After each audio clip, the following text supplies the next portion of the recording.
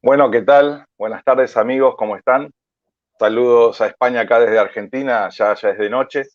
Estamos con una gran persona, estamos con Mario Sabán, es compatriota, bueno, nació en Argentina, así que es una charla entre compatriotas, y no dejamos de ser compatriotas también que tiene que ver con el mundo hispánico, ¿no? Que estamos todos hermanados en una misma cultura. Bueno, los presento. Mario Sabán nació en Buenos Aires el 16 de febrero del 66. Es un investigador y profesor de Cábala. Tiene carreras universitarias, es licenciado en Derecho por la Universidad de Buenos Aires, es doctor en Filosofía por la Universidad Complutense de Madrid, en Antropología por la Universidad Ramón Virgili de Tarragona, Psicología por la Universidad Ramón Llull e Historia por la Universidad de Leira, ¿no? Y tiene Teología Universal de la Universidad de Murcia y en matemática aplicada también, es doctor en matemática aplicada. Así que estamos ante una personalidad realmente impactante, en donde también ha escrito numerosos libros, ¿sí? Creo que más de una decena de libros, y realmente es un caudal de conocimiento que tiene Mario que impacta en estos momentos, ¿no? Él es muy reconocido a nivel mundial y bueno, realmente yo estoy muy orgulloso de tenerlo acá para que bueno, pueda difundir todo ese conocimiento que él tiene y que lo da con tanto amor. Tiene muchos libros, puedo decir algunos, Judíos conversos, antepasados de los judíos de las familias tradicionales argentinas, Los hebreos, nuestros hermanos mayores, Sod 22, El secreto, Masé Bereshit, El misterio de la creación, Sinagoga e Iglesia, La ruptura del siglo II, La Cábala, la psicología del misticismo judío, La Merkabá, El misterio del nombre de Dios, eh, El sábado hebreo en el cristianismo. Bueno, en sí tiene un montón de libros, así que realmente creo que ha hecho todo. Escribió un libro, creo que tenés hijos, ¿no? Sí, Y bueno, y planté un árbol también. y Sí, plantaste un árbol. Ya me olvidé de tenés eso, toda plantaste un la árbol también. Y razón, estás con el árbol de la cábala. y estoy con el árbol Bueno, de la vida también. bienvenido acá al canal, Mario. Un gusto y un placer tenerte aquí. Gracias, Gabriel. La verdad que un placer enorme. Gracias por tu invitación.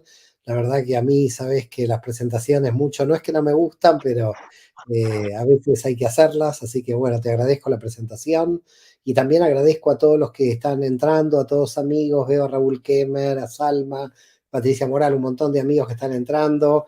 Mi esposa Marisa Ventura que ha entrado. Menos mal que está la familia ahí, ¿no? Que también siempre te apoya.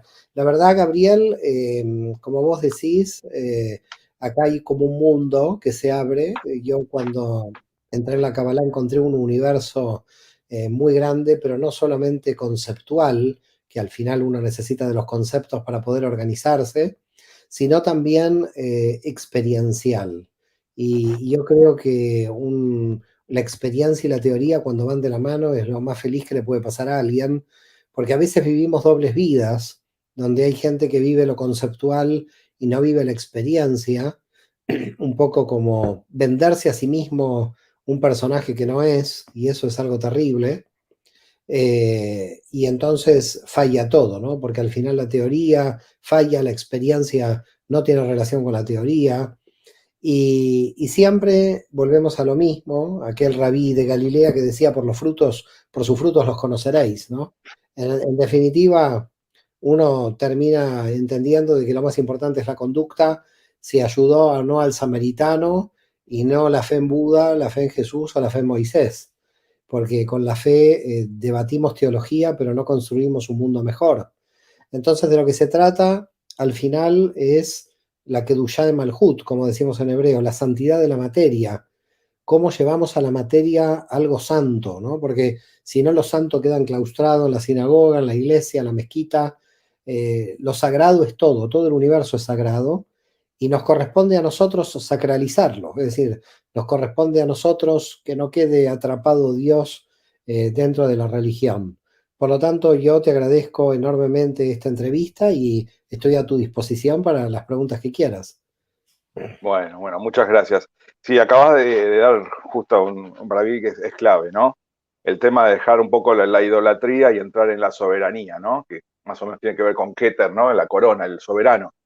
Eh, Justamente en este mundo en que entramos, como tú llamas, el Satán, el mal que divide, ¿no? Y la idolatría creo que en cierta forma es ese laberinto en que nos encontramos todos, en que todos queremos tener razón, pero poco tratamos de dar al prójimo, ¿no?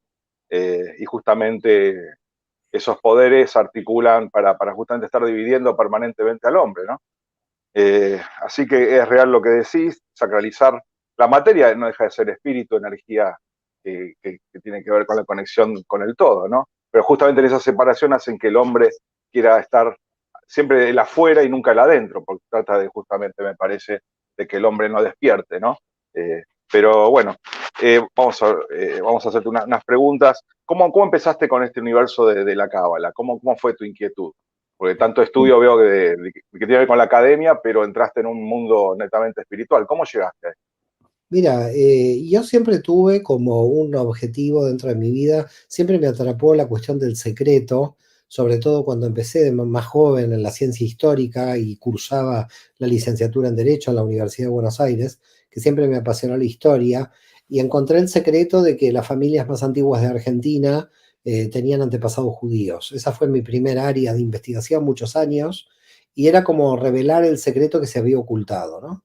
Pero luego llegó un punto en el año 92 de cierto cansancio, hacía casi 6 años que investigaba ese tema, descubriendo genealogías judías de familias católicas en América, y yo decía, bueno, ¿esto a dónde llega? ¿A dónde va toda esta investigación? ¿Qué objetivo tiene? Al final es solamente descubrir un antepasado entre tantos, y entonces giré la investigación hacia el siglo I, y al final dije, bueno, pero si al final todo el cristianismo, ¿para qué a las familias cristianas les vamos a descubrir si tienen antepasados judíos o no? Si al final el Mesías del cristianismo es un rabino judío. Lo que hay que hacer es ir al siglo I. Y entonces ahí me quedé unos 10 años o más en el siglo I, investigando con el libro del judaísmo de Pablo, el judaísmo de Jesús, y siempre quería ir como al núcleo secreto del cristianismo. Y en el núcleo secreto del cristianismo lo que encontraba era el judaísmo, claramente. Pero luego me hice la otra pregunta, ¿cuál es el núcleo secreto del judaísmo? Es decir, el núcleo secreto del judaísmo, llegué a la Kabbalah. Y cuando llegué a la Kabbalah me di cuenta que no era el núcleo secreto del judaísmo, que era el núcleo secreto del universo y del alma a partir de los sabios judíos. Con lo cual me encuentro con un secreto quizás mayor. Yo ya no era un secreto de la identidad judía lo que estaba encontrando. Lo que estaba encontrando era un secreto cosmogónico, un secreto que tenía que ver con el universo y con el alma, un secreto que rompía la idea de la identidad religiosa.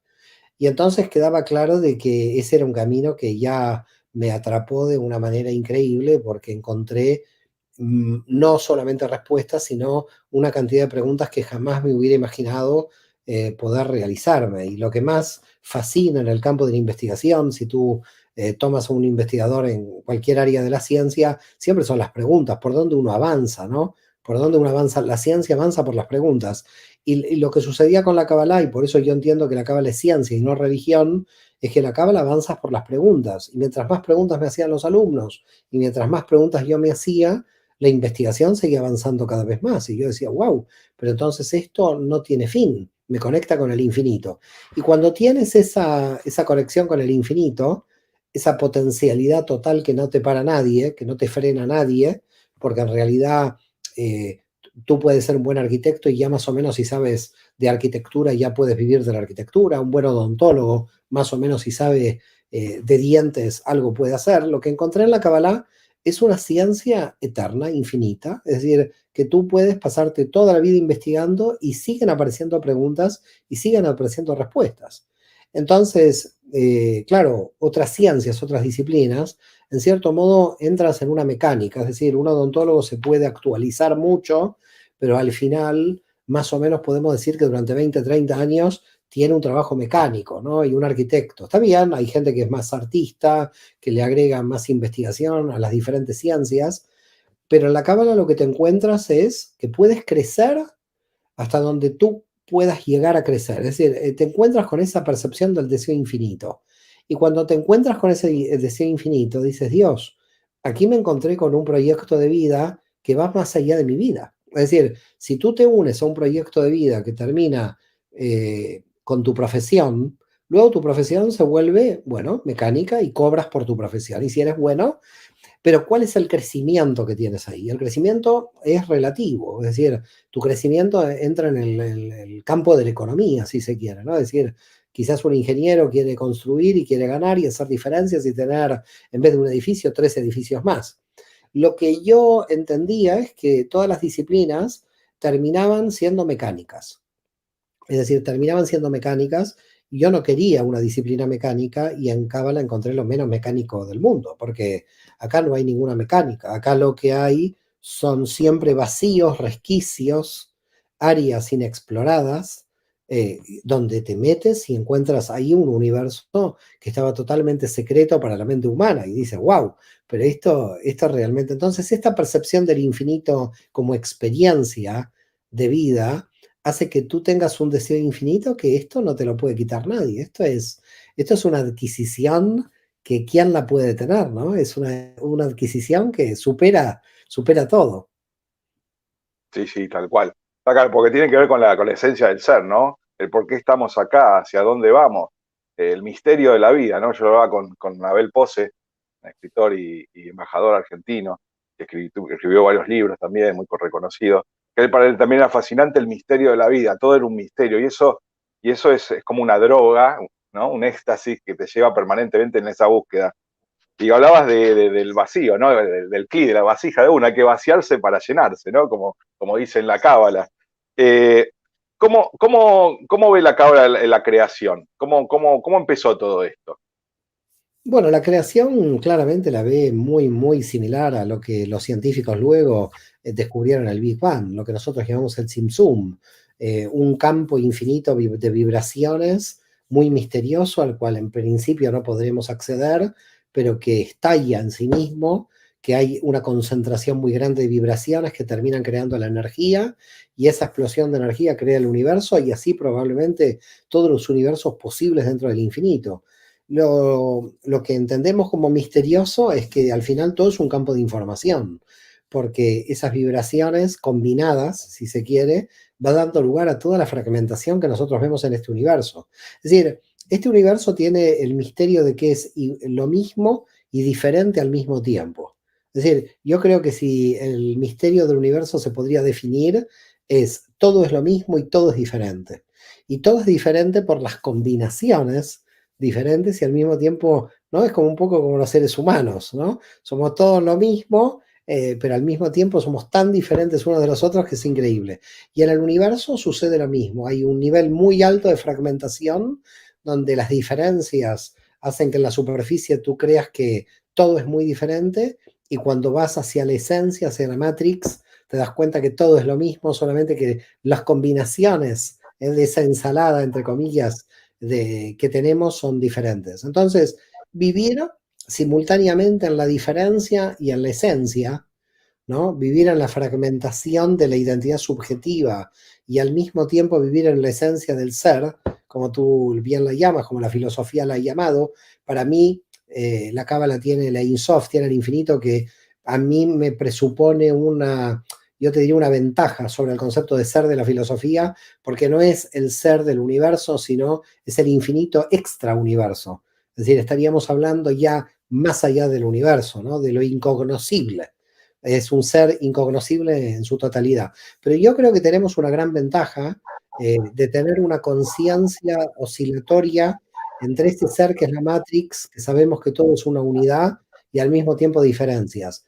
¿Dónde está la idolatría? Bueno, la idolatría está en que siempre estamos marcando las diferencias, ¿no? Es decir, los europeos, los americanos, los chilenos, los argentinos, siempre estamos diferenciando en forma permanente. Y la verdad, a veces las diferencias cansan mucho porque llega un momento que está bien para el estudio, las diferencias son válidas, pero llega un momento que lo que hay que buscar es la esencia, lo que nos une, no lo que nos separa.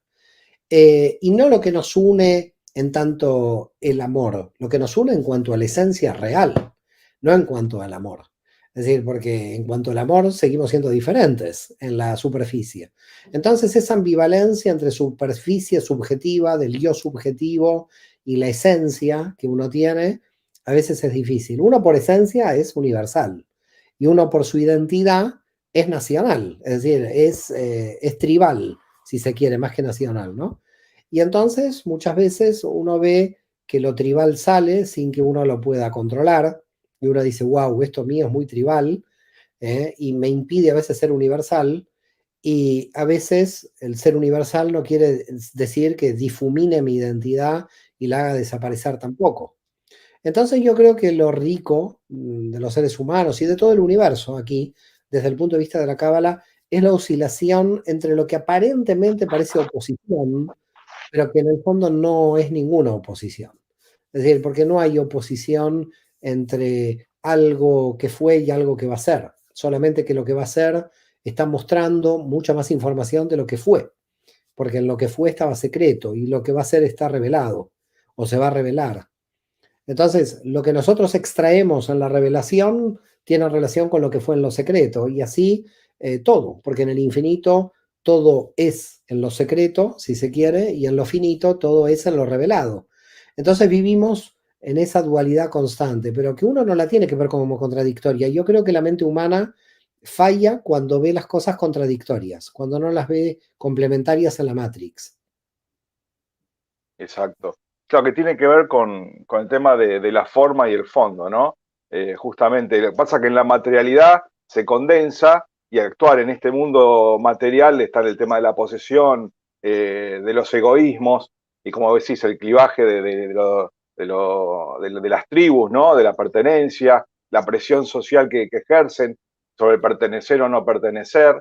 Y ahí estamos, en ese mundo de la división permanente en donde, bueno, obviamente hay que sobrevivir dentro de un sistema y tratar de, digamos, al ser, uno dice, espiritual y tratar de estar bien con todo, por lo general a veces la gente te quiere encasillar en un lugar y si no estás ahí, estás en contra, ¿no? Y estamos siempre un poco con ese tipo digamos, de extorsión, ¿no? Sí, Eh, además constituye esto un desgaste de energía muy grande, la cuestión de las identidades, porque las identidades tienen que ser vestimentas de lo universal. A mí lo que me impresiona de la Cábala proviene de la identidad judía, claramente, son los sabios del pueblo de Israel los que crearon la sí, Cábala, y no lo va a negar nadie, ni lo niego yo, ni lo niega nadie, pero al mismo tiempo lo que han encontrado los cabalistas es lo universal dentro de su identidad. Yo creo que esto es lo importante de la espiritualidad. La espiritualidad, el ser espiritual, es poder tender puentes a los otros, a los diferentes, desde lo universal. No siempre es fácil porque las identidades son muy fuertes y tampoco está mal que sean fuertes. Es decir, no está mal que sean fuertes hasta cierto punto, ¿no? Hasta cierto límite, si se quiere. Todos en lo subjetivo necesitamos un tipo de identidad, sea de orientación sexual, de género, de nacionalidad, de religión. Necesitamos tener un sistema de límite. contención o una referencia cultural, si se quiere. Y eso no es malo, al contrario, yo lo veo como muy bueno. ¿Qué ve el otro, no? ¿Qué está viendo el otro que no puedo ver? Porque al final quizás mi cultura no me permite ver lo que el otro ve. Entonces necesito ver lo que el otro ve. Ese trabajo, te diré que si estamos hablando del infinito, es infinito, porque en todo momento lo estamos haciendo todos. En todo momento queremos tener conciencia Aleph y al mismo tiempo de esa conciencia Aleph unirnos a los demás. Entonces, ¿cómo yo me uno al chino de Shanghái? Yo no soy chino ni nací en Shanghái, pero tengo que de alguna manera acercarme desde mi conciencia Aleph a él, ¿no? Y tampoco soy coreano y me quiero acercar al coreano. En definitiva, estamos todos, podríamos decir, en el mismo barco del universo, tenemos la misma alma, estamos conectados a la misma Matrix, y creo que lo interesante de la fragmentación subjetiva que hay en la realidad es que cada uno está aportando esta construcción, ¿no? Es decir, que creo que todos tenemos que aportar porque de alguna manera tú piensas que muchas veces esto lo decía Abraham Joshua Heschel, uno de los grandes místicos del siglo XX, poco conocido, muy amigo de Martin Luther King, que decía, una de las cosas que Dios tiene es que es plural, porque si no hubiera creado un mundo donde todos tendríamos o la misma religión o la misma nacionalidad. Y si creó un universo tan diferente, es porque lo que quiere justamente ver en esa realidad de las diferencias es cómo nosotros podemos crecer a una conciencia única en las diferencias. Porque al final crecer en una conciencia única con tu mismo grupo religioso o tu mismo grupo nacional es como fácil, en cierto modo, ¿no? Pero crecer a la conciencia Aleph con el diferente, con el que no entiendes, el que te causa cierto misterio, pero un misterio negativo, si se quiere, porque es un misterio de la amenaza, más que un misterio de la construcción. Yo creo que ahí hay un punto que todavía los seres humanos deberíamos seguir trabajando. Y desde la economía de la energía, si se quiere también verlo desde otro ángulo, es que cuánta energía desgastamos por defender algo indefendible. Porque, y digo indefendible porque no se tiene que defender nada, lo que hay que ir es subir a la conciencia Aleph y no estar en esas defensas a veces yo creo que inútiles, porque al final termina toda esa defensa de trinchera en el fundamentalismo. Ahora, es verdad que también hay una tentación por parte del otro en ponerte en esa trinchera. Es decir, hay una tentación que no te deje opción, digamos, el otro a meterte en esta trinchera. ¿Cómo salís de la trinchera? Con una gran capacidad autocrítica de tu propia identidad. Es decir, si tú criticas al ser humano en general y a tu propia identidad, yo creo que estás libre de pecado, podríamos decirlo de algún modo. Es decir, estarías libre de culpa porque estás pasándolo por el mismo rasero. Si yo estoy criticando a todos los demás y no a mi grupo, eso sería muy, muy extraño, ¿no? Yo, por ejemplo, en la Biblia, los autores que a mí más me gustan son los profetas de Israel, Isaías, Jeremías, que se la pasaban criticando al pueblo de Israel. ¿Y por qué? Por las injusticias que había, etc. Yo creo que eso es de alguna manera mucho más transparente, si se quiere, porque estás juzgando, entre comillas, que no me gusta la palabra juzgar, porque nadie juzga a nadie, solamente Dios es el que juzga, pero estarías como describiendo una realidad con la misma vara. Pero es difícil porque el ser humano, ya te digo, cae en subjetividades de identidad que a veces son casi indefendibles y uno defiende y gasta energía inútilmente. Exactamente. ¿Y cuánta gente ha muerto por quererse dueño de Dios, no? Así nuestra historia. Vos en un momento estuve viendo conferencias tuyas y cuando se habla en lo que es la escritura hebrea, que para mí es un código sagrado, porque a la vez de letras tiene que ver con una vibración, un sonido, entonces estamos hablando de un código, ¿no? Cuando el yo y nada, ¿no? Que dice Aleph Nun Yod y Aleph Yud Nu. O Así sea, el es. yo y la nada, ¿no? Justamente, romper ese yo y transformarse en esa nada, pero cuando estás en el Ein Sof, o sea, tenés el éxtasis no es que ese yo desaparece, sino que se expande y tomás más conciencia, o sea, y entras en otra etapa de ese yo en realidad, ¿no? Porque Totalmente, estás con el totalmente. todo. Claro, Entonces, como que así es. El yo se vuelve es, nada porque se vuelve todo. claro, es como estar en el éxtasis del orgasmo, es como que te despersonalizas y es pura sensación, ¿no? Ya no te olvidaste hasta de quién Sí, sí. sos, ¿no? Nosotros tenemos un montón de éxtasis. Has dicho lo de la cuestión sexual, el éxtasis a veces en una respuesta dentro del conocimiento. El éxtasis se puede encontrar, a veces el alma humana lo encuentra en tantas cosas, ¿no? Pero esa aniquilación del yo, que en realidad lo que tú dices es curioso, ¿no? Porque siempre que explicamos en la Cábala la aniquilación del yo, nos cuesta terriblemente porque al mismo tiempo el yo existe. Entonces, ¿cómo aniquilamos? No es que te quedas sin identidad, pero volvemos otra vez, ¿no? El yo como instrumento, la mesa como instrumento, mi identidad como instrumento. Si al instrumento lo tomas como fin, es donde empezó la idolatría, es donde pisamos el palito. Es decir, ahí es donde está el tema.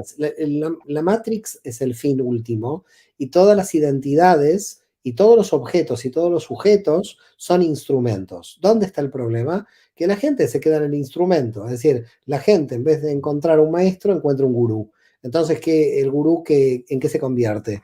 En que el mensaje y el mensajero se difuminan, se unan, es decir, la gente se olvidó del mensaje, ¿no?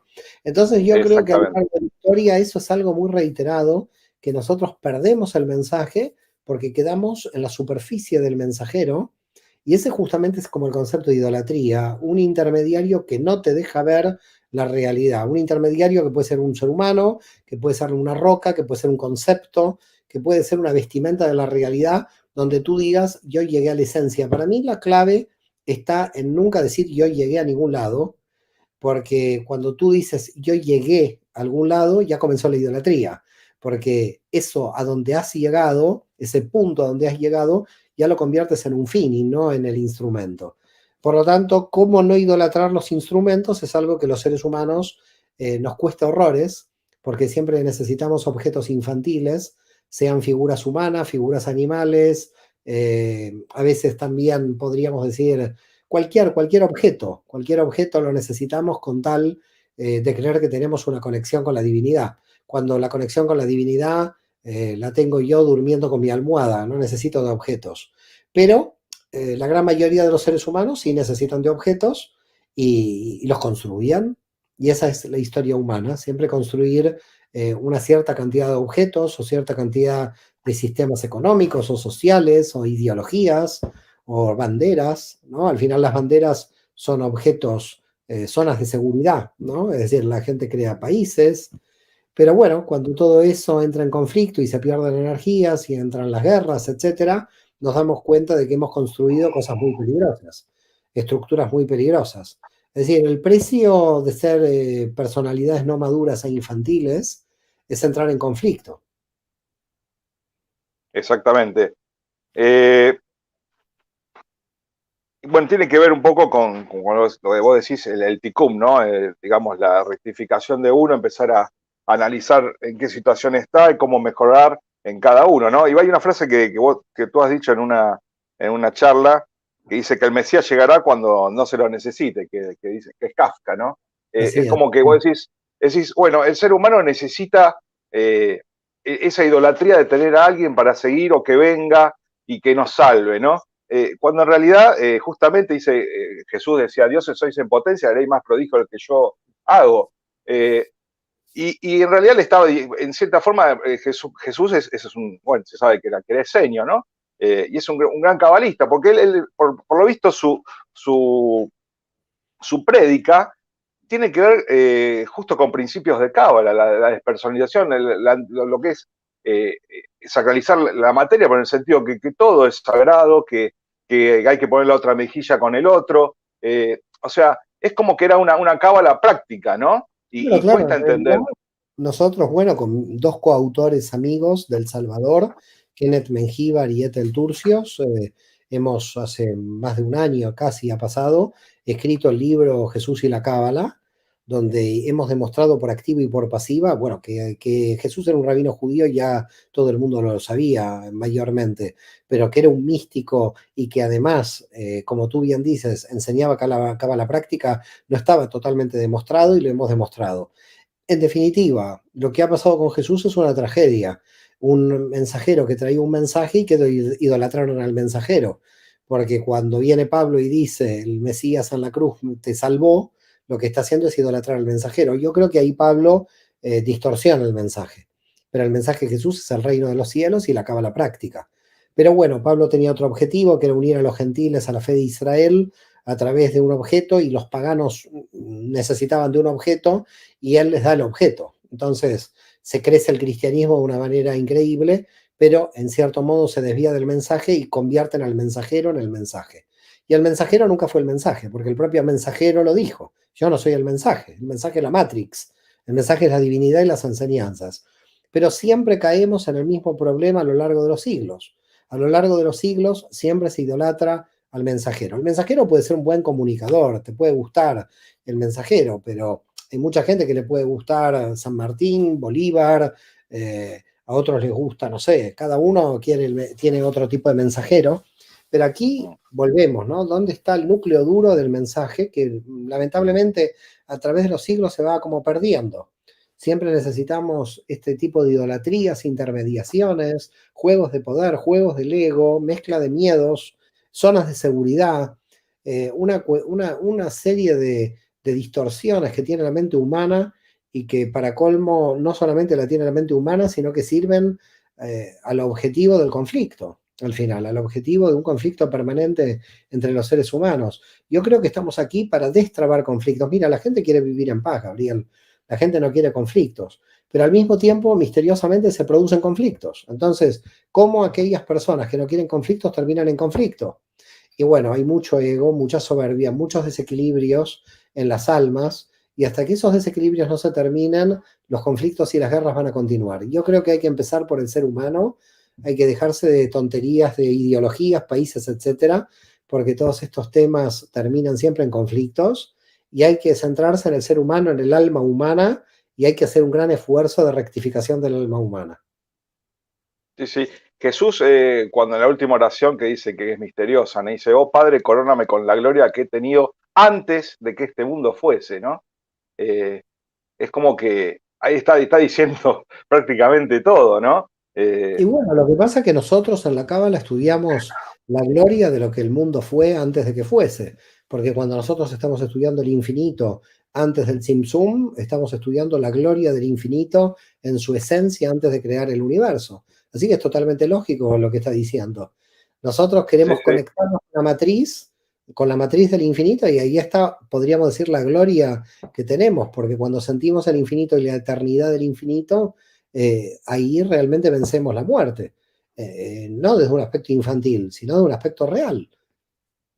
Claro, y acá alusión, dice, el verbo encarnado hace alusión en esto en su obra, en su creación directa como verbo creador, la creación designada bajo el hombre del mundo divino y eterno en la gloria del prototipo del mundo astral y temporal, creado por los Alahim sobre este modelo incorruptible, ¿no? Es como que hay, comprender esto, y claro, cuando se centra en la idolatría, además de esperar el Mesías y con algunos preceptos, hay cosas que tiene el cristianismo cuando uno empieza a investigar, es como que los cristianos en cierta forma quedan huérfanos con la parte del Viejo Testamento, en cierta forma, ¿no? Es como que falta un conocimiento que tienen en sí el judaísmo y que al cristiano le falta, ¿no? Porque justamente al ser Jesucristo un rabino de la escuela de los esenios, etcétera, él predicó, pero lo que se quedó justamente, como decís, con Constantino y todo lo demás, después cuando para el Imperio Romano se extendiese en una sola religión, eh, se pierde la esencia del fundamento, ¿no? Nos quedamos en Lo que pasa es que es el Mesías. lo que sucede, Gabriel, es que la preocupación de las dos religiones que estamos hablando, tendríamos que hablar del Islam también, porque es parte del trío, ¿no? Pero en Claro, realidad, si tú haces un análisis, el judaísmo, luego de la aparición del cristianismo, se sintió en cierta manera amenazado en una pérdida de su identidad. Tenía miedo de que la marea del cristianismo lo absorbiera de tal modo que el pueblo de Israel pudiera desaparecer. Entonces, en ese sentido, en un momento de la historia, que lo podríamos situar en el siglo 3-4 de nuestra era, el pueblo judío tomó la decisión hay que resistir a nuestra identidad a cualquier precio. Ahí llevó a la endogamia, llevó a cerrarse a las comunidades, etc. En el cristianismo era una expansión a cualquier precio. Y la expansión a cualquier precio fue dejar las bases de la identidad cristiana original, que al final eran los judíos que iniciaron el movimiento. Es decir, el cristianismo, el precio que pagó por su expansión fue traicionar a Jesús y a sus primeros apóstoles y al mensaje claramente. De hecho, el cristiano, como tú bien dices, desconoce el Antiguo Testamento. Entonces, el cristianismo, ¿qué está pasando en el siglo XXI? Está volviendo con toda su fuerza al Antiguo Testamento, diciendo, wow, yo pertenezco a Israel, lo dijo San Pablo, Jesús era judío, el cristiano ahora prácticamente todo el mundo se siente parte de Israel, se siente judío como lo fue en el siglo I. Más tarde o más temprano está tomando conciencia de que tiene que volver de alguna manera a la raíz. Eso durante casi 16 siglos se había perdido, desde que la iglesia tomó el poder en el Imperio Romano. Y el mundo judío, a través de la Cábala, se dio cuenta que el mensaje es universal, que no era solamente sostener la identidad judía. ¿Y por qué se dio cuenta? Porque ya se creó el Estado de Israel. Entonces la identidad judía quedó, en cierto modo, asegurada. Entonces fíjate lo que pasa en el siglo XXI. La Cábala, que es el mensaje universal que tiene el pueblo de Israel, donde se universaliza es cuando ya el pueblo de Israel tiene su Estado. Es decir, cuando ya se asegura su identidad identitaria. Y el cristianismo vuelve a sus raíces porque ya no le interesa más la expansión, porque el precio de la expansión fue realmente traicionar sus raíces. Entonces, esto hace que el siglo XXI sea una convergencia del judaísmo y del cristianismo. Aquí falta el Islam, claramente, y el Islam, en cierto modo, va a entrar en esta dinámica, pero le va a faltar un poco de tiempo. Calculo que claro. le falta un siglo más por un tema cultural para que se una a un movimiento general de unidad.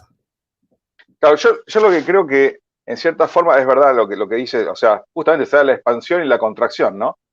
Pero y en cierta forma nosotros vemos como que tú en un momento dices, bueno, hay un acto fallido, pero si lo vemos desde el Insoft, capaz que tenía que ser así, ¿no? También, No, porque no, bueno. perdón, yo no digo, no, perdón, no digo acto fallido. Habría No, que no, como que traducir, no, habría que traducir que hubo, toda distorsión Una distorsión, claro. tan divino. Es decir, no hay Exacto. distorsión. Exacto. Por eso te llevo a eso. En cierta Si me forma, llevas a la Matrix, algo. está todo bien si me llevas a la Matrix. Por eso te digo, en cierta forma tenía que suceder así, ¿no? A eso quiero decir. Claro, no. Si me llevas a la Matrix, mi desequilibrio es genial, porque mi desequilibrio tiene que ser el desequilibrio que tiene que ser. Claro, claro. En cierta forma, también hay algo que yo veo como vengo de familia cristiana, ¿no? No sé qué antepasado también estuvieron más atrás, porque en realidad está el tema de las identidades, pero también tiene que haber un mea culpa, también de parte de lo que es el rabinato, ¿no? De decir, bueno, está bien, o hay una falta de comunicación también del otro lado, es decir, sí, Jesús fue un rabino y realmente lo hemos perdido, y en realidad queremos comunicar y queremos enseñar, o sea, es como que falta esa parte también, ¿no? Entonces está el otro lado de la idolatría y el otro lado que tampoco se pronuncia, decir, muchachos, pero a ustedes les falta todo este conocimiento, que como tú dices en un momento, bueno, las mujeres se podían convertir al judaísmo porque no tenían que hacerse el Brit Milá, ¿no? El Brit Milá. Entonces, o sea, hacerse la circuncisión. Te explico. Entonces, Gabriel, el cambio se está dando, no es un cambio que va a venir de un día para otro, pero el cambio se está dando abiertamente. Rabinos que ya a Jesús lo consideran y en el siglo XXI lo han considerado como un hermano de Israel y un gran rabino de Israel. Es decir, yo no soy el primero que lo dice, David Flusser en la Universidad Hebrea de Jerusalén con sus investigaciones, Joseph Klausner también, hubo muchos, Geza Vermes, investigadores judíos que reivindicaron ya en el siglo XX el carácter de un rabino magistral como fue Jesús de Nazaret. Y a lo largo del tiempo se están pronunciando también rabinos ortodoxos frente a esto. Es decir, el rabino Baruch Garzón en Madrid, cuando presentó mi libro en el 2013, dijo, indudablemente Yeshua de Nazaret fue un gran rabino del pueblo de Israel. Si vas a textos de la Edad Media, vas a encontrar, por ejemplo, rabino Hasdai Crescas, que va a decir, la iglesia cambió, pero Yeshua observaba la Torá. Es decir, la pronunciación ya se está dando hace mucho, no sigilosamente, sino en las redes. Por supuesto, siempre hay algún fundamentalista que, como nunca leyó el Nuevo Testamento, va a decir, va a seguir repitiendo lo que dice el Talmud, que Jesús es un bastardo, hijo de un soldado romano. De todas maneras, sea hijo del soldado romano o no, fue un gran rabino del pueblo de Israel y por lo tanto seguirá siendo rabino del pueblo de Israel. Y creo que proclamar por una parte amor al prójimo y hablar mal de Jesús me parece una contradicción, porque entonces, ¿de qué amor al prójimo estás hablando?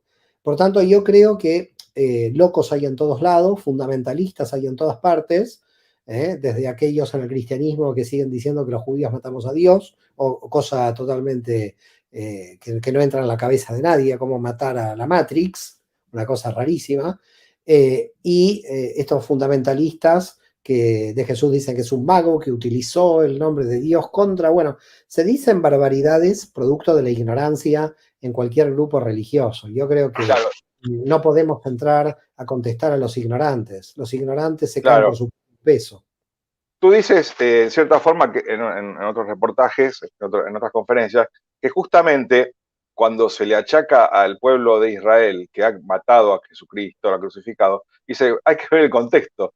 Estaban en Jerusalén, no sé cuántas personas habían, cómo se enteraron, no había internet, o sea, cuando se lo culpa todo, cuando fue, en cierta forma, un convenio entre los saduceos, fariseos, con el mismo imperio, para que no haya una especie de sublevación de todo el pueblo judío, ¿no? Entonces, el problema es en el siglo IV, cuando el Imperio Romano ahora va a creer en un Dios que ellos mismos mataron. Entonces Roma no podía cargar la culpa de haber matado en un revoltoso judío, un revolucionario judío nacionalista, como era Jesús, a Dios. Entonces, ¿cómo proclamar a Dios por parte del Imperio Romano que el propio Imperio Romano había ejecutado? Era una contradicción, le tenían que cargar la culpa al mismo pueblo de donde había salido el rabino. Y entonces les vino muy bien a Anás y Caifás y les vino muy bien, pero en realidad queda claro de que todos los mesías eran crucificados por quererse levantar contra Roma. Claro. Tú dices muy bien en un momento, en realidad el cristianismo era una escuela más dentro del judaísmo, eran judíos. No es que eran, es como acá el tema de las invasiones inglesas que decían que eran los argentinos, no, eran españoles en esa época. O sea, bueno, en cierta forma, contrapolando, Sí, sí, totalmente, totalmente. Lo que pasa es que el o sea, problema... los primeros cristianos eran judíos, eran seguidores de este rabí, pero eran judíos también, ¿sí? Así es, Después, así es. bueno, Ahí está el problema de nuestras identidades, ¿no? Es decir, cuando el pueblo de Israel sale de Egipto, ¿cuánta cantidad de egipcios salieron con el pueblo de Israel? Sí, la gran mayoría no eran egipcios que estaban esclavos ahí. Por eso el Talmud va a decir la masa mezclada. Pero nosotros no vamos a decir parte del pueblo egipcio se escapó y se transformó en el pueblo de Israel. Queremos ya ponerle la identidad en cuanto nace. Y lo mismo pasa en el cristianismo. La gente lamentablemente cree que Jesús era cristiano y Jesús nunca se enteró de lo que fue el cristianismo. O también San Pablo, que era cristiano, cuando Pablo murió como judío y también vivió siempre como judío. Hasta el siglo segundo no se puede hablar del cristianismo. Lo que pasa es que para crear una religión a un pequeño niño de un colegio cristiano, tú no le puedes poner en la cabeza la confusión, mira, Jesús fue judío, Pablo fue judío, todo el primer siglo fue judío cuando el niño es pequeño, porque entonces el niño va a preguntar, pero ¿qué tipo de religión estoy siguiendo? Una religión que se inventó en el siglo segundo. Ahora que de adulto la pueda pensar, ya como está entrenado su mente, ya no va a abandonar el cristianismo, porque ya está entrenado que viene el cristianismo de Jesús para adelante. El problema de las identidades es que te tienen que hacer lo que se llama en historia una retroproyección.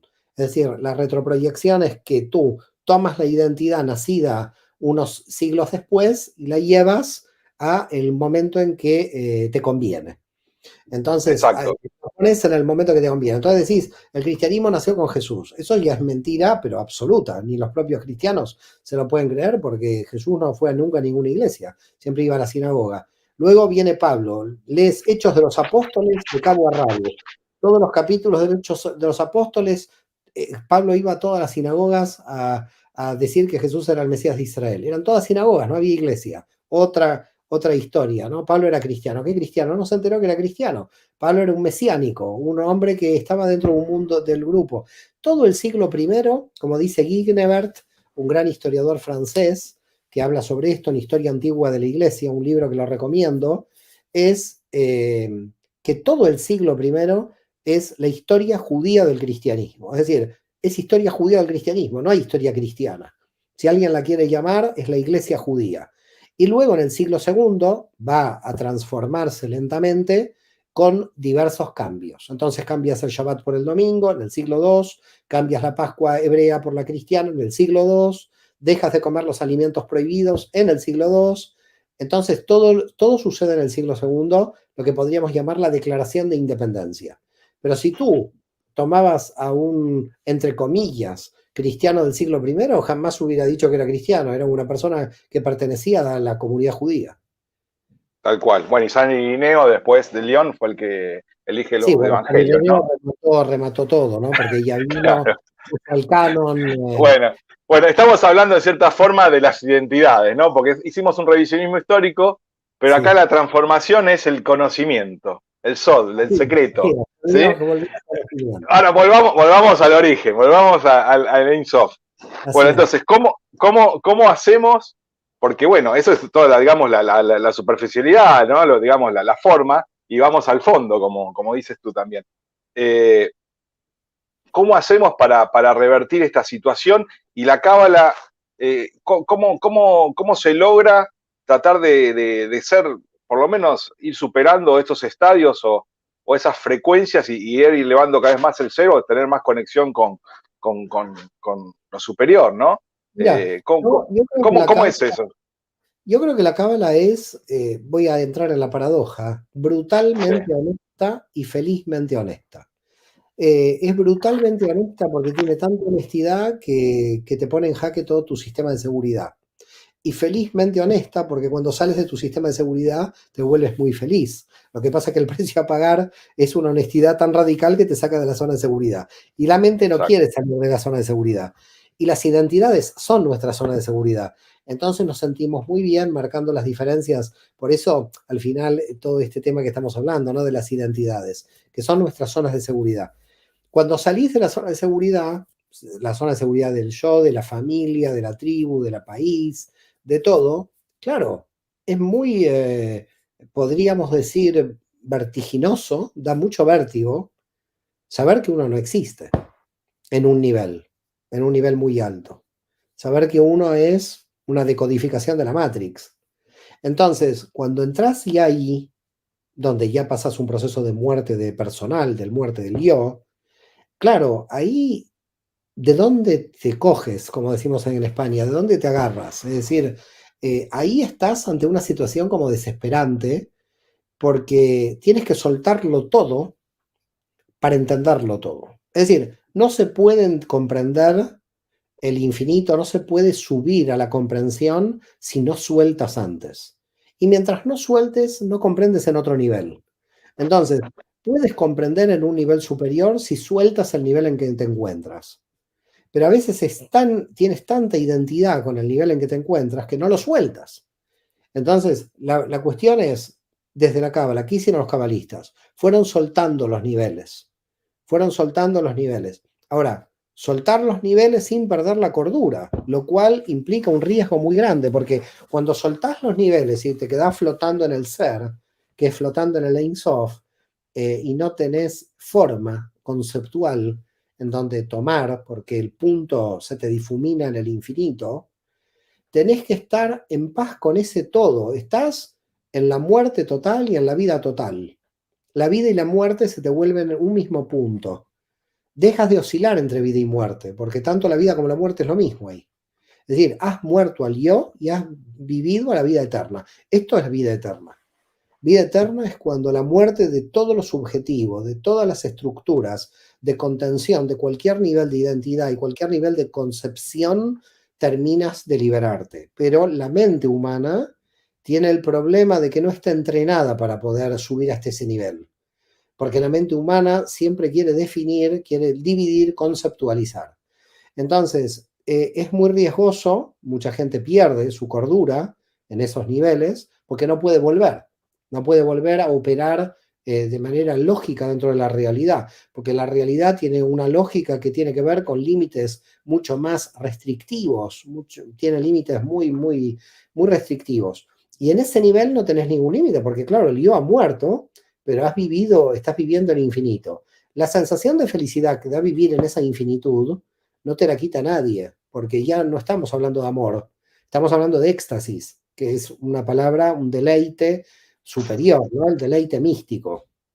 Pero al mismo tiempo, como todo oscila dentro de esta realidad, tenemos que volver de ahí y hacer el esfuerzo de vivir una vida normal dentro de esta realidad. Entonces, en esta realidad tenemos que parecer cuerdos. En la realidad superior, donde nos podemos liberar de todas las estructuras conceptuales, podemos terminar locos. Entonces, para no enloquecer, los cabalistas te fueron dando vestimentas invisibles, que son conceptos teórico-prácticos en los niveles superiores, y te fueron poniendo escaleras donde ya creías que no había escalera. Porque lo que hicieron los cabalistas, en cierto modo, fue crear sistemas de contención muy elevados donde la mente se puede tomar de estos sistemas de contención. Por eso lo llamamos en hebreo, es un nombre muy especial, se llama parchufim, estructuras, donde son estructuras invisibles, donde las estructuras se pueden comprender de manera abstracta, pero que hacen que la mente pueda seguir avanzando con cierta seguridad, porque si no, la mente se puede perder, puede quedar flotando, y si la mente queda flotando, después no puede avanzar más. Entonces, por una parte, la mente tiene que avanzar, fíjate la paradoja, ¿no? La mente tiene que avanzar hacia el infinito, pero al mismo tiempo, si avanza, no rompe la subjetividad. No se aniquila frente a la Ein Sof. Pero si se aniquila frente a la Ein Sof, puede entrar en la locura y la mente puede desvariar para no poder volver a vivir una vida normal dentro de la realidad restrictiva. Entonces los cabalistas dijeron, bueno, ¿cómo hacemos que la mente me pueda acompañar hasta que podamos flotar dentro de la Ein Sof y que la mente diga, soy una ilusión que sigue pensando formas con tal de seguir avanzando dentro del infinito, porque en el infinito se da la paradoja de que tú puedes avanzar infinitamente. Entonces, como tú puedes avanzar infinitamente, siempre hay conjuntos infinitos dentro del infinito.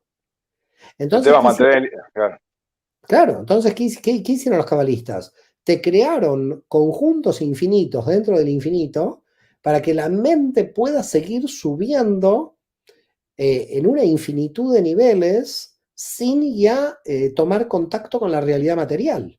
Realmente es que la mente se puede en este punto volver loca. Y por lo tanto hay que tener mucho cuidado en estos niveles de abstracción porque ya entras en física, en matemática, ya entras en metamatemática, ya entras en lógica difusa, geometría no euclidiana, ya entras a que la mente puede desbordarse de su propia identidad. Y esto a veces es muy peligroso y por eso siempre hay que volver. Hay que volver aquí para volver a retomar. Cada vez que uno vuelve a consolidar nuevamente su mente para volver a elevarse al infinito con máxima, a mayor potencia de lo anterior. Sí, exactamente. Vos sabés que, bueno, yo muy de chico me sentía como que era todo un universo, ¿no? Y digo, bueno, yo soy todo un universo, las estrellas son luces, digo, bueno, seguramente en mi cuerpo hay un punto estratégico en que toco y se convierte en luz. Tiene que ser así, tener una llave, ¿no? Ya de chiquito pensaba esas cosas, ¿no? Pero como decís, el tema de sentirse parte del universo y empezar con esas abstracciones y esos vuelos, y como bien dices, después el tema es volver, porque vos fijate que hay una constante en todos los santos de todos los mundos, de todo el mundo, ¿no? Santos judíos, santos cristianos. Justamente son personas que se desprendieron totalmente de la materialidad y la posesión, entonces logran ser una antena perfecta de comunicación, ¿no? En ese sentido, Bueno, porque es como que cuidado con lo que ¿no? dices, porque no son antenas perfectas, son Bueno, en antenas. cierta forma, sí, Hay que tener sí, sí, cuidado con sí. eso.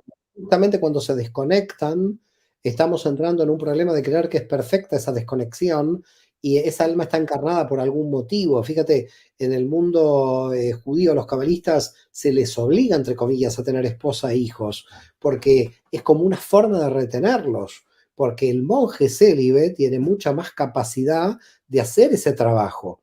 Pero fíjate que para la Kabbalah, el trabajo lo tienes que hacer volviendo a lo cotidiano. Es decir, que si tienes esposa e hijos, vas a hacer el trabajo mejor, porque te van a hacer regresar a la realidad para volver a irte para ahí. Si eres un monje que no tienes estas estructuras, puedes subir, subir, subir, subir y perderte, y no tienes cómo bajar. Bueno, a no ser que el monasterio te ponga a limpiar el piso, ¿no? Que te ponga a limpiar el suelo. Claro, Entonces, claro.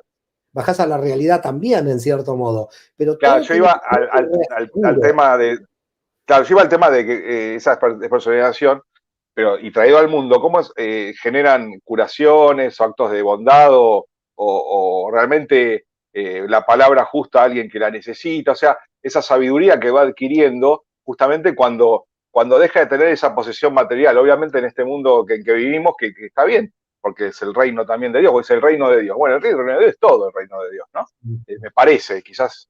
Entonces, digo, que uno, para tener conocimiento y entrar en otros estadios de evolución de estos mundos, de estos planos, tiene que ir limpiando, ir vaciándose y a la vez llenándose para, para lograr ese conocimiento. Pero vos, tú muy bien dices que no hay que tener un hilo de plata, como se decía, para tocando tierra, para no desprenderse y quedar en el limbo, ¿no?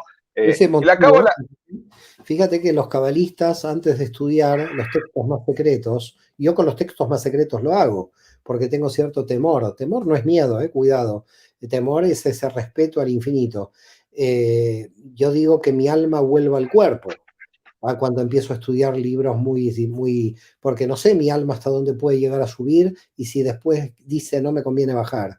Entonces yo la tengo que obligar antes de empezar mi estudio a decir una bendición y decir Dios, por favor, que mi alma pueda volver a esta realidad material. Es decir, es como que en parte la tengo que obligar porque es tan hermoso esa elevación que está teniendo el alma, esa unidad con la totalidad que aparece la idea de no tener sentido la vida material. Es decir, puedes caer en un dualismo invertido y oculto por el mundo espiritual. Y ahí hay que tener, es muy peligroso. Por eso te digo, los grandes cabalistas siempre, en toda la tradición de la cábala, hay, Dios mío, por favor, que mi alma vuelva al cuerpo, que de alguna manera es como ese éxtasis de la divinidad no sea contraproducente y me saque de este mundo material cuando yo tengo que seguir trayendo luz a este mundo material. En definitiva, porque al final en una forma se puede entender como un egoísmo ese éxtasis, porque lo estoy sintiendo yo, me lo llevo yo y no lo traigo a esta realidad. La única forma de yo compartir este éxtasis es si yo volver y comunicarlo. Entonces eso sí es solidario con el universo y solidario con la humanidad en general. Pero si yo tuve el éxtasis y me voy en ese éxtasis, no estoy cumpliendo la función de revelación de la luz en el campo de la materia. Exacto, sí, sí. Vos fijate que, bueno, eso se da, no sé si se da tanto en el tema de muchas sociedades secretas o así, comunidades o gente de la Teosófica, de Rosacruces, que hablan de, caso de los viajes astrales. Y dicen, bueno, el tema de mantener ese hilo de plata, porque si no, te podés ir y te quedás en el astral, ¿no? Es lo que vos estás comentando, ¿no? Y bueno, la cábala tiene, digamos, tiene protecciones, tiene como armaduras para ir elevando y no irte, o solamente es por medio de rezos, o cómo se va logrando eso. Yo te diría, Gabriel, que toda la cábala está diseñada para no irte. La gente entiende la cábala al revés de lo que la cábala es. La cábala no es ir a la luz, la cábala es buscar las mejores gafas para verla. Es decir, toda la cábala está diseñada para protegerte de la cantidad de luz, porque si no la luz te barre. Es decir, la cábala es una protección a la luz divina, no es ir a la luz divina, es ir a la luz divina si estoy protegido, porque si no estoy protegido no Claro, puedo ir. Entonces, en realidad, yo te diría que es toda la cábala, no los rezos, todo lo que estudiamos en cábala, todas las meditaciones, todos los niveles de abstracción, es un entrenamiento para poder bajar, no para poder subir. Porque es que subir, podríamos subir todos por los dones que tenemos, pero el problema es quién vuelve. Entonces, si tú no vuelves, no terminas el proceso. Es decir, el objetivo de subir es bajar. El objetivo de subir a la luz es poder bajar. Entonces, el objetivo de llenarte es vaciarte. Por lo tanto, si yo quiero acceder a esa luz divina, entonces tengo que comprometerme a bajar, porque si no te vuelvo a reiterar, estoy realizando un acto egoico en el fondo. Es decir, es como un monje que está 20 años en el Tíbet rezando, meditando por la elevación de su alma, pero no, en un momento hay que salir a la acción. Mira, yo estoy convencido que probablemente durante un tiempo Jesús pasó con los esenios, ¿no? No sé si fue esenio porque tenía también una tendencia farisea, pero bueno, esto es un debate claro, ya teológico que no tiene sentido hacerlo aquí. Pero lo que sí en un momento pasó es que empezó a predicar en Galilea. Es decir, se acabó la luz de la cueva. Ahora había que ir al campo real, digamos, a lo cotidiano, ¿no? Entonces, al final todo cabalista tiene como objetivo, voy a ir hacia la luz para extraer la luz y poder bajarla y para iluminar este universo. Porque si no, no tiene sentido. Si no, me voy a la Ein Sof y me difumino. El objetivo espiritual no es subir, el objetivo es subir para bajar luz. Pero en la segunda parte de bajar luz, parece algo como tan profano, algo tan cotidiano, porque a la gente le duele bajar a la materia. Pero justamente ahí está el aprendizaje, en el dolor de bajar a la materia. Porque no está el aprendizaje de haber subido, porque de repente hay muchos que tienen el don de subir en viajes astrales.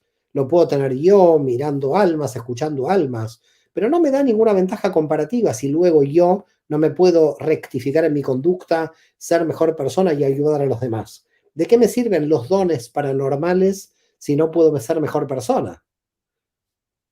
exacto. Una pregunta, ¿qué es la lámpara de la oscuridad? La lámpara de oscuridad es lo único que puede iluminar, porque para que exista luz tiene que haber oscuridad. La lámpara de oscuridad es la oscuridad que tiene que crear el propio infinito para poder crear el universo.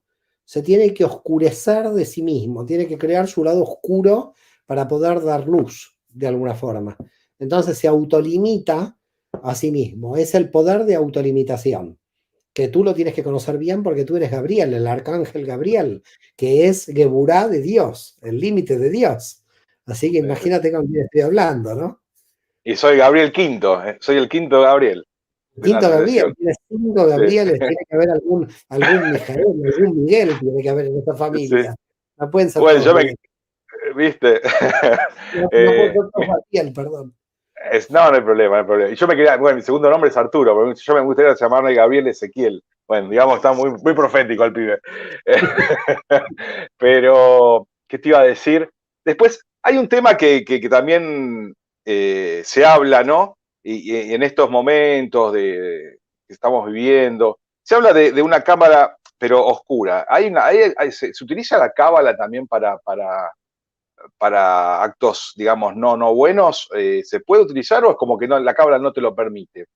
Bueno, la cábala O sea, no te lo permite. infligís te puedes infligir un daño igual al final, ¿no? Porque el mal termina mal, dice siempre, ¿no? Mira, la cábala no lo permite, pero en la experiencia de los grupos espirituales, ya no hablo solo de cábala, pasa en la Sí. masonería, pasa en la teosofía, en todos los grupos espirituales. Cuando se acumula demasiada energía en un grupo, esto está muy bien explicado por un cabalista inglés que murió hace 2 años, 1 año, que fue Shimon Leví, te lo recomiendo si encuentras algunos libros de él, donde los grupos implotan, no explotan, implotan. Los grupos en el mundo espiritual, de la cábala o de otras espiritualidades, reitero, pueden empezar a tener tantos dones, tanto conocimiento, que en vez de compartirlo y vaciarse, termina habiendo conflicto egoico entre los miembros. Pero es un ego tan disimulado que ni ellos mismos pueden percibirlo. Es decir, ellos mismos no lo pueden percibir, pero terminan implotando los grupos. ¿Esto qué quiere decir? Que está mal canalizada la energía. Entonces, a la pregunta tuya, la cábala, ¿qué hace? Desde el punto de vista de la cábala, trata de canalizarla bien, la energía. Es decir, podríamos decir que es magia blanca en ese sentido. Pero cuando aparece el lado oscuro, es cuando tú a ese don lo estás canalizando de una manera negativa. Eso no es cábala, eso está prohibido. Lo que pasa que a veces lo que ha sucedido a lo largo de la historia, que algunos cabalistas, con tal de equilibrar su dimensión desequilibrada, cayeron en el desequilibrio opuesto. Esto ha pasado, pero a veces no fue por mala intención, fue por la buena intención de equilibrar el árbol. Entonces se fueron de derecha a izquierda del árbol o viceversa, y entonces para equilibrar una dimensión terminaron. Entonces, muchos en la cábala sabemos que los grandes misericordiosos fueron muchas veces muy gebúricos, muy restrictivos, y que los ves misericordiosos porque tuvieron que justamente trabajar mucho la misericordia, no porque tenían la misericordia de manera natural, o viceversa. Entonces, claro, pueden hacer tan bien el trabajo que pueden caer en el lado opuesto. Entonces pueden aparecer desequilibrios inversos. Te vuelvo a reiterar, no intencionales, ¿no? Y en los grupos espirituales hay que tener en cuenta esto, hay que tener mucho cuidado de que aparecen egos que no se pueden controlar por sobrecarga de energía. Exacto. Bueno, mira, ya estamos casi en la hora. No sé si podemos seguir 10 minutos más o 5 minutos más. Hacemos 5 minutos más Sí, y luego me voy a cenar, que ya estoy en España tarde, pero sí. yo me quedaría horas contigo, pero ¿qué voy a hacer? Buenísimo. Tú en un momento hablas bueno, que tu investigación tiene que ver con la Merkabah, ¿no? Que te diste cuenta que hay una diferencia del dios de Merkabah con el Ein Sof. Para hacerlo breve, ¿cómo es eso? Porque dijiste es un dios antropomorfo y que por eso no había que generar unas imágenes, porque en realidad estaría describiendo la imagen de ese dios, ¿no? En cierta forma. Así es, así es. Bueno, esa investigación fue la tesis que presenté en teología en la Universidad de Murcia, que salió en el 2018 con el libro La Merkabah, el misterio del nombre de Dios, que los propios cabalistas, cuando nombran la Merkabah, el Dios dentro del carro de fuego, hablan de Keter en el universo de Bría, en la dimensión del universo de Bría. Y el universo de Bría es espacio-temporal, es decir, han puesto al Dios antropomorfo en el universo espacio-temporal, dividido de la Ein Sof. Los propios cabalistas hicieron esto. Entonces, claro, quedaba clarísimo que durante muchos siglos hubo una especie de binitarismo, donde a quién llamamos Dios, al antropomorfo, que es el que aparece en el texto de la Torá, o a la Matrix llamamos Dios. Bueno, ahí es un tema de lenguaje. Tú puedes hacer lo siguiente, puedes decir, bueno, si el Dios de la Torá es el Dios antropomorfo que aparece en el primer capítulo de Ezequiel, al Ein Sof no lo puede llamar Dios, porque el Ein Sof no puede ser conceptualizado ni como Dios. Entonces ahí tienes el Dios de la Merkabah y la Matrix, que no la llamas Dios. Si tomas otro camino, puedes decir, bueno, el único Dios es la Matrix, pero entonces, ¿quién es la Merkabah? Entonces la Merkabah es un mensajero de la Matrix, pero ya no lo puedes llamar Dios. El problema es un tema de lenguaje. ¿A dónde pones la palabra Dios? Si la palabra Dios la pones al del Merkabah, ya tienes que decir al infinito no lo voy a conceptualizar como Dios. Y así salvas la unidad divina. Al que se le presenta a Abraham, ¿quién es? El Dios de la Merkabah. ¿Qué es Metatrón? Sí, para los fariseos y los cabalistas que le pusieron ese nombre, sí. Quien se le presenta a Moisés es el Dios de la Merkabah. Quien se lleva a Elías es el Dios de la Merkabah. Quien todo el texto de la Torah es el Dios de la Merkabah. La Matrix está en el primer capítulo de Génesis. Ajá. Digamos que este Metatron se puede decir que es una entidad muy superior, pero a la vez, porque si es antropomórfico, en cierta forma, puede ser producto de otra civilización, estaríamos entrando en Sí, otra... sí, tranquilamente. No tendríamos ningún problema en admitir que existen otras civilizaciones en el universo. De hecho, los cabalistas, hay documentos en hebreo del siglo XIV que hablan de otras civilizaciones en el universo. Eso no sería algo que la cábala estaría rechazado y que podrían venir de otras civilizaciones. En ningún momento el propio Dios de la Torá dice soy infinito. Es decir, si tú Claro, quieres buscar en algún texto de la Torá, de manera literal, en cualquier punto de la Biblia, que diga yo soy infinito, eso no existe. Eso es un concepto que nace basado en el capítulo primero, cuál es el mensaje del Dios de la Merkabah. Y cuando entramos en el mensaje de Dios de la Merkabah, entonces nos encontramos con la Matrix del infinito. La Matrix del infinito es el mensaje. El Dios de la Merkabah es el mensajero. Pero volvimos a confundir mensaje y mensajero. Entonces idolatramos al mensajero y se idolatró al mensajero. Lo mismo que el cristianismo hizo con Jesús a partir de Pablo, sí. que mezcló mensaje con mensajero, el judaísmo hizo lo mismo con el Dios de la Merkabah y la Matrix. Sí. Cuando se habla del pacto, ¿no? Bueno, la marca de la circuncisión, ese mismo Dios es el que pide el pacto de la circuncisión. ¿Cómo se da el tema de la circuncisión y sobre qué se basa la circuncisión cuando se nombra, bueno, el pueblo de Israel será elegido, etcétera, etcétera? ¿Esa entidad es la misma o es una Es interpretación? la misma y se basa en un avance antropológico porque todos los pueblos mataban a sus hijos, al dios Moloch o a muchos dioses. Entonces Vale, sí. este dios pide solamente el prepucio. Es decir, es un avance porque solamente se le corta el prepucio y no se entrega el bebé a...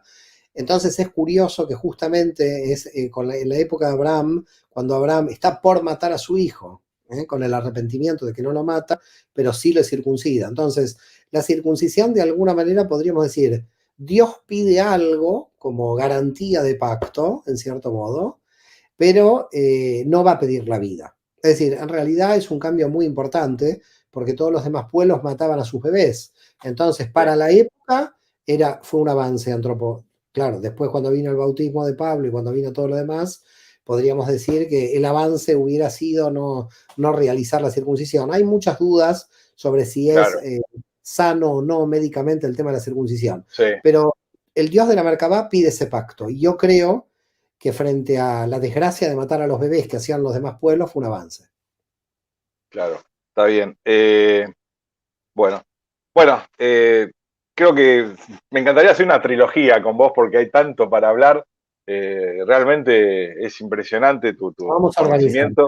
vamos a ¿Te organizar. parece hacer dos más? Así nos jodemos más, como diríamos argentinos. Si Dios quiere, lo hacemos, pero déjame que recuperar un poco, en unos meses hacemos la segunda, si Dios quiere. Dale, pasame alguna información que tengas, si vas a dar cursos, cómo te estás organizando. Bueno, en este momento el primer seminario que voy a impartir es en febrero, el primer fin de semana de febrero en Toledo.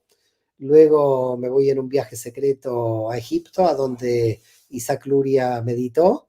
Luego tenemos un viaje a Israel, pero bueno, voy a dar un anuncio, ya que te tengo acá, un anuncio que voy a empezar a impartir seminarios presenciales en Barcelona a partir de marzo, abril. Así que no voy a volver a los cursos presenciales porque es un gran desgaste y realmente todo hoy pasa por internet, pero sí seminarios presenciales en diferentes ciudades del mundo. Y así que seguramente marzo, abril realizaré el primer seminario presencial en Barcelona. Bueno, cuando vayas a Egipto y veas lo que vio Luria, esas formas geométricas, ¿no? Que dice que vio, le dibujala después, así nos decís cómo es. Yo si no veo nada, no cuento nada, ¿no? Ah, Porque bueno, y si ves, prefiero no haber expectativas muy altas y no veo nada. bueno, bueno. Bueno, te mando un gran abrazo, realmente fue un placer tenerte y Gabriel, bueno, lo mejor para vos. gracias a ti, cuídate mucho y shalom a todos, gracias. Gracias, Salón. Hasta luego.